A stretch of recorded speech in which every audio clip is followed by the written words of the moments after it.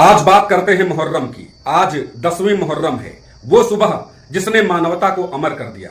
आज मुहर्रम की 10वीं है, जिसको इस्लाम धर्म में आशूरा भी कहते हैं। नमस्कार, आदाब, सत श्री अकाल। मैं एंकर जुनैद सोनू, आप देख रहे हैं बीटी सुपरफास्ट। बात करते हैं मुहर्रम की। आज केवल इस्लामी इतिहास का एक दिन नहीं है, आज संपूर्ण मानव सभ्यता की इस अंतरात्मा का एक दिवस है। आज समय ठहर गया है, आज इतिहास मौन है, इतिहास निशब्द है। आज आकाश झुका हुआ है, आज धरती कांप रही है, आज फरिश्ते भी मौन हैं।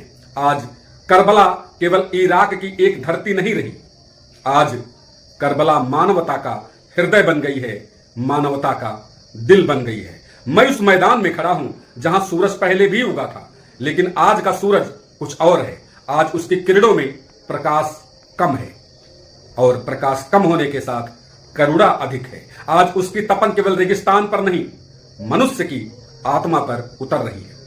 फुरात अब भी बह रही है, लेकिन आज उसका जल, उसका पानी स्वयं लज्जित है, क्योंकि वह जीवन का प्रतीक होकर भी जीवन की रक्षा ना कर सका। रेत अब भी वही है, लेकिन आज उसका प्रत्येक कण गवाही देने वाला है।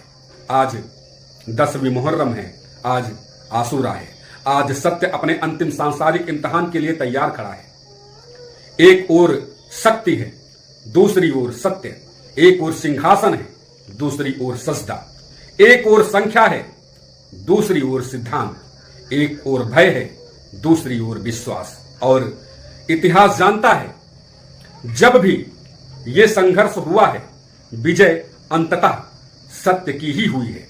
आज इमाम हुसैन अपने साथियों को देख रहे हैं। वो जानते हैं ये विदाई की सुबह है, लेकिन उनके चेहरे पर दुख नहीं है, उनके चेहरे पर दिव्यता है। उनकी आंखों में आंसू नहीं है, ईश्वर पर पूर्ण विश्वास है। उनके शब्दों में प्रतिशोध नहीं है, आज उनके शब्दों में करुणा है।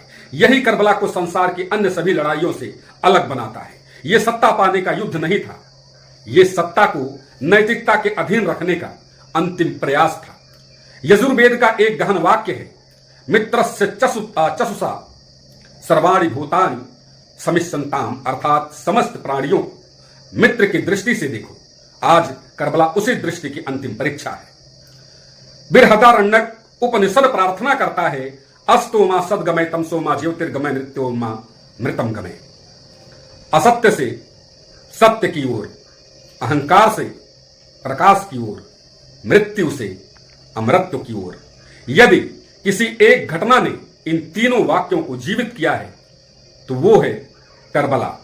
भगवत गीता भी कहती है, न जायते मेते न कदाचित, आत्मा न जन्म लेती है न कभी मरती है।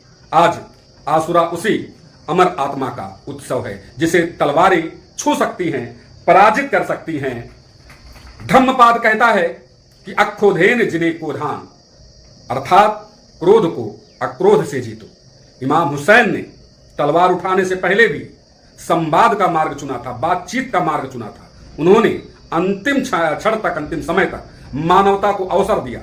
यही आध्यात्मिक नेतृत्व की सर्वोच्च पहचान है। कुरान कहता है, इन्नल्लाह युहिब्बुल मुक़्सितीन, निसंदेह अल्लाह न्याय करने वालों से प्रेम करता है। और करबला न्याय की उसी अमर पुकार का नाम है। आज मैं संसार से एक प्रश्न पूछना चाहता हूं, क्या सभ्यता केवल विज्ञान से महान होती है?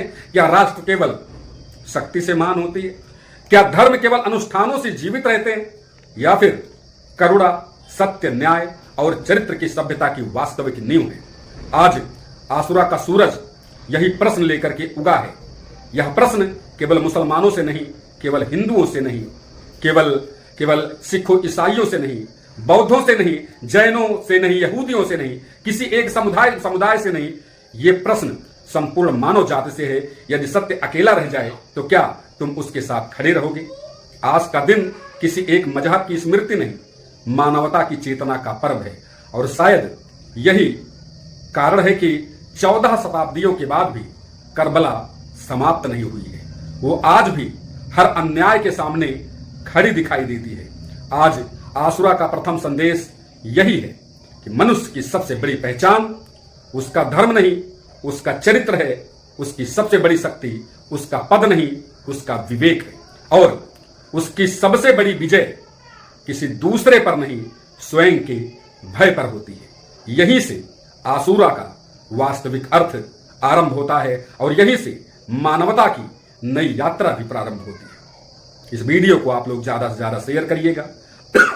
जो लोग पहली बार इस वीडियो हमारे चैनल पर आए हों, हमारे पेज पर आए हों, प्लीज फॉलो और सब्सक्राइब कीजिएगा और कमेंट जरूर करिएगा। आशीर्वाद दीजिए, आदेश दीजिए, आज्ञा दीजिए, इजाजत दीजिए। मिलते हैं एक और वीडियो में, तब तक के लिए नमस्कार।